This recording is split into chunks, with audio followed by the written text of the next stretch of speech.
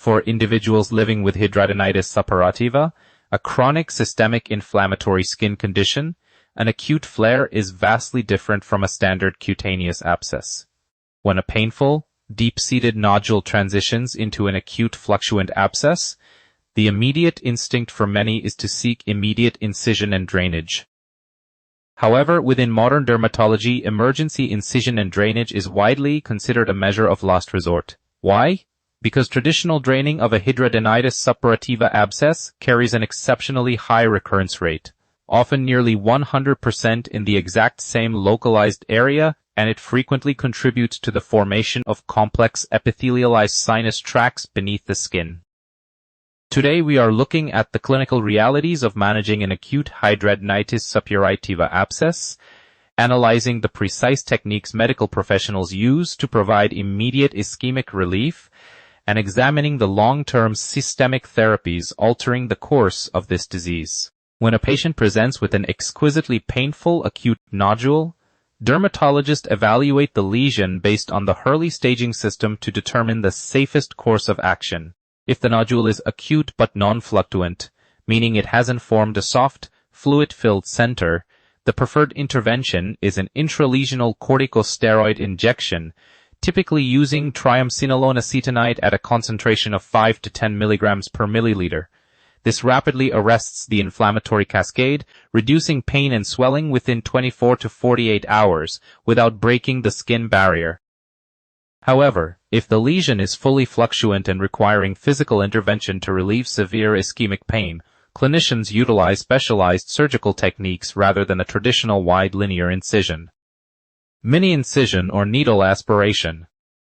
Using a sterile, large-bore needle or a minimal 2 mm stab incision directly over the point of maximum fluctuance. This allows for the evacuation of inflammatory exudate to relieve pressure while minimizing tissue trauma and architectural damage. Local deroofing or the punch technique. For recurrent localized lesions, a dermatologist may use a disposable tissue punch tool to remove the roof of the abscess cavity entirely. The base is then gently curetted to remove gelatinous granulation tissue and chronic immunogenic debris. The wound is left open to heal by secondary intention. This method significantly lowers the localized recurrence rate compared to standard drainage. Systemic management and high-tier therapeutics.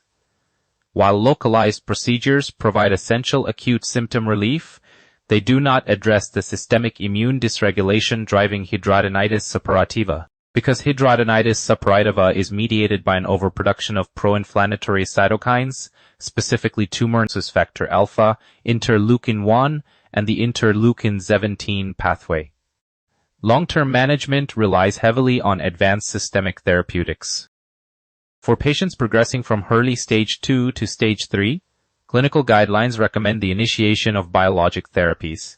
Biologics, such as monoclonal antibodies targeting TNF-alpha or interleukin-17A, work systemically to interrupt the inflammatory signaling pathways before follicular rupture occurs.